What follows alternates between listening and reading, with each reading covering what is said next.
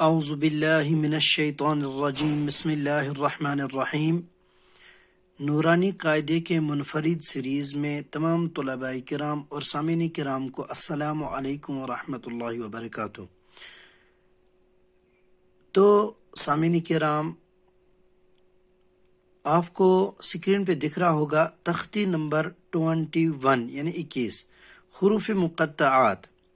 اب ان حروف مقطعات کا بھی تعلق اس والے سبق سے، یعنی مد کا بیان جو ہے، جو ہم نے کل بھی اور پرسوں بھی سبق کے ساتھ اٹیچڈ کیا، ٹھیک ہے نا، مد کا بیان۔ تو جو ہمارا تختی، جو ہماری تختی تھی 19، ٹھیک ہے نا، یہی مد کا بیان، اس میں حروف مدہ 3 یعنی حروف مدہ جو ہیں، حروف مدہ کے ساتھ اس سبق کا بھی تعلق ہے، ٹھیک ہے نا۔ اب یہاں پہ مد کا بیان جو ہے، اس میں ہم نے 3 مدہ دیکھے، ایک مد متصل، دوسرا مد منفصل، تیسرا یہ مد لازم۔ مد متصل اور مد منفصل کا تعلق حروف مدہ کے بعد حمزہ کے ساتھ تھا، اور حروف مدہ کے بعد والے حروف پر جزم یا تشدید ہو تو اس کا تعلق کس کے ساتھ تھا؟ مد لازم کے ساتھ تھا، تو اس کو ہم نے کہا تھا مد لازم۔ حروف مدہ کے بعد حمزہ، حروف مدہ کے بعد والے حروف جو ہے، حروف مدہ کے بعد والا جو حروف ہے اس پر جزم یا تشدید ہو تو مد لازم، جیسے کہ کل کے سبق میں بھی ہم نے پڑھا تھا، ٹھیک ہے نا، تو تختی نمبر 20 میں۔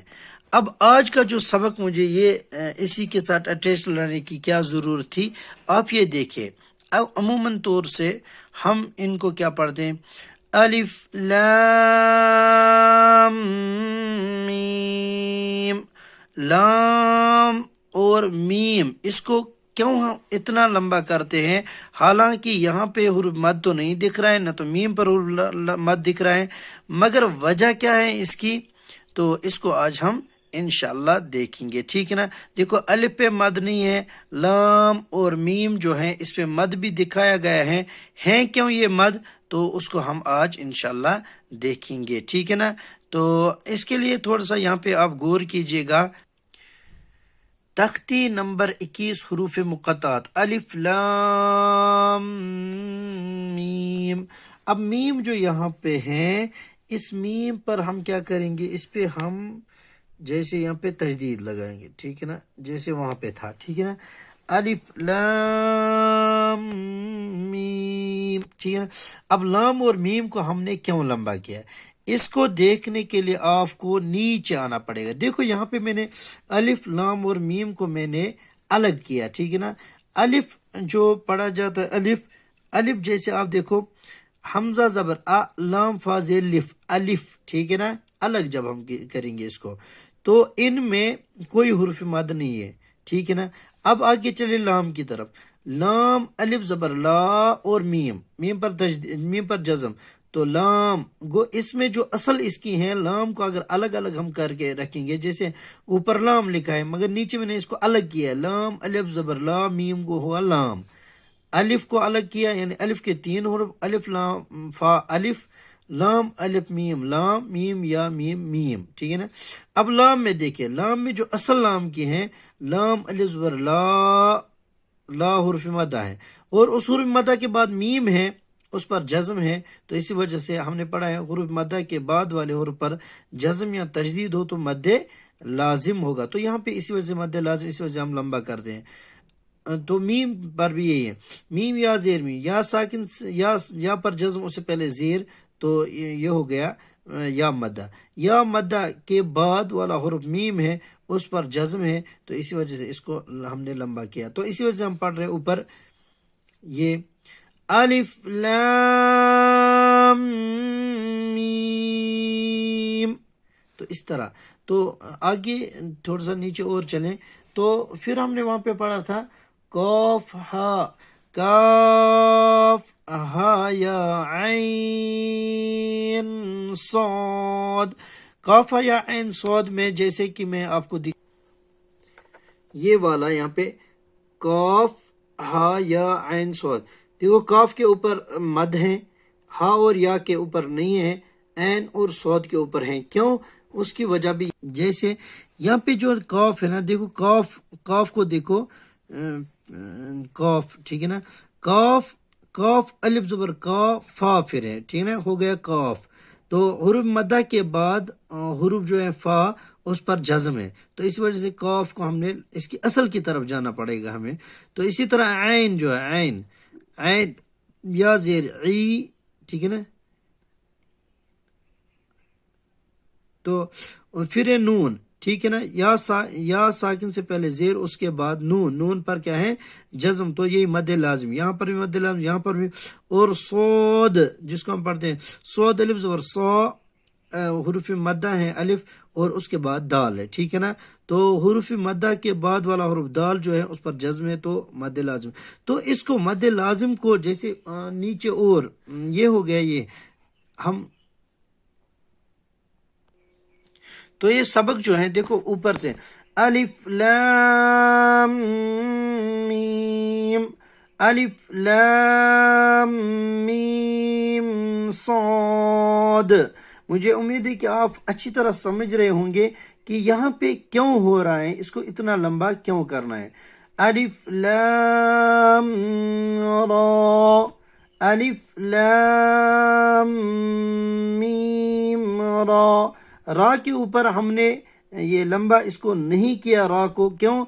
دیکھو میں آپ کو بتاؤں، را الف زبر را، ٹھیک ہے نا، الف مدہ تو جیسے میں بتاتا ہوں، جیسے یہاں پہ را الف زبر را میں نے لکھا، ٹھیک ہے نا، را الف زبر را، مگر اس کے بعد کوئی حرف نہیں جس پر جزم یا تجدید ہوگا، تو یہ وہی مد حروف مدہ ہوگا. اس کو زیادہ لمبا کرنے کی ضرورت نہیں ہے، ٹھیک ہے نا. تو اس چیز کو سمجھے گا. تو الف لام را، الف لام میم را، کاف ہا یا عین صاد. ٹھیک ہے نا. تو یہاں پہ ہا اور یا میں ہا الف زبر ہا، یا الف زبر یا، الف مدہ ہے مگر اس کے حروف مدہ کے بعد کوئی حروف نہیں جس پر جزم یا تجدید، اس وجہ سے زیادہ لمبا نہیں کیا، مد لازم نہیں ہوگا. نیچے دیکھیں طہ، زیادہ لمبا نہیں ہے، طہ الف زبر طہ الف زبر ہا، تو یہ حروف مدہ ہے تو یہاں پہ کچھ زیادہ نہیں ہے. طہ سین میم، سین. اب آپ دیکھیے سین، آپ دیکھیے گا یہاں پہ ہیں سین، میں نے لکھا سین یا زیر سی، پھر نون پر ہم جزم دیں گے،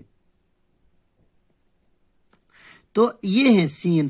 اسی وجہ سے اس کو لمبا پڑھا جاتا ہے، کیونکہ دیکھو یہ یہاں پہ یہ مد ہے اس پہ، ٹھیک ہے نا. تو اس وجہ سے اس کو لمبا کیا جاتا ہے سین. تو دیکھیے گا یہاں پہ جیسے کہ ہم نے یہاں پہ تو سین میم، تو سین یاسین،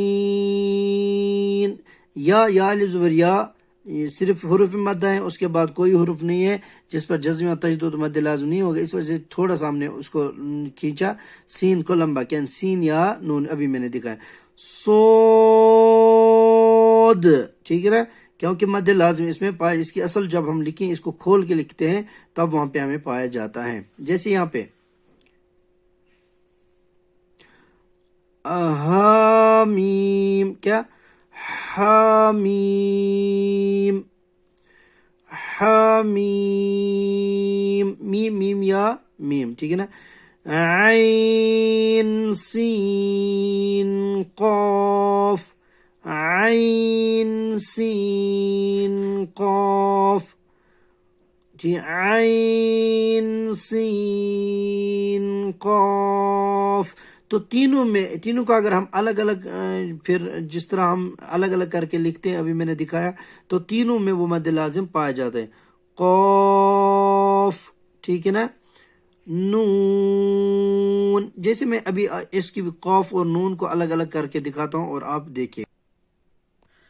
جیسے یہاں پہ میں نے لکھا ہے قاف الف زبر قا اور فا، قاف حرف مدہ الف ہے، الف کے بعد فا ہے، ٹھیک ہے نا. تو فا حرف مدہ کے بعد حرف فا ہے، اس پر جزم ہے تو مد لازم، اس وجہ سے لمبا کرتے ہیں. نون نون واو پیش نون، یعنی واو ساکن سے پہلے پیش ہے تو واو مدہ اور اس کے بعد نون ہے، نون پر جزم ہے، ٹھیک ہے نا. تو یہ نون، ٹھیک ہے نا، نون. اسی وجہ سے ہم نے وہاں پہ پڑھا قوف نون. تو اس سبق کو اچھی طرح، تو سامعین کرام اس سبق کو اچھی طرح سے دیکھیے گا، اس سبق کو 1 2 3 مرتبہ پڑھیے گا. اسی طرح دیکھو ابھی آپ صرف یہ پڑھ رہے تھے کہ لام کو یہ لمبا کر کے اور میم اوپر صرف یہ دیکھ رہے تھے کہ اس کے اوپر مد کی شکل بنائی گئی تھی، مگر اب پتہ نہیں تھا، شاید مجھے لگ رہا ہے بہت سارے پرسن ایسے تھے جن کو پتہ ہی نہیں تھا اس کو ہم لمبا کیوں کرتے ہیں. تو آج ہم نے اس کو کھول کے رکھا اور آپ کو دکھایا کس طرح اس میں مد پایا جاتا ہے، اس وجہ سے اس کو لمبا کیا جاتا ہے. تو اس کو یاد رکھنے کے لیے ہمیشہ آپ کو اس والے سبق کو، مد کا بیان جو ہم نے پڑھا ہے، جیسے حروف مدہ کے بعد حمزہ اسی کلمے میں ہو تو مد متصل، تو حروف مدہ کے بعد حمزہ دوسرے کلمے میں ہو تو مد منفصل. ان دو مد میں ان میں کوئی مد نہیں تھا، ٹھیک ہے نا. اب کیا مد لازم جو ہے حروف مدہ کے بعد والے حروف پر جزم یا تشدید ہو تو مد لازم ہوگا، ایک، ٹھیک ہے نا.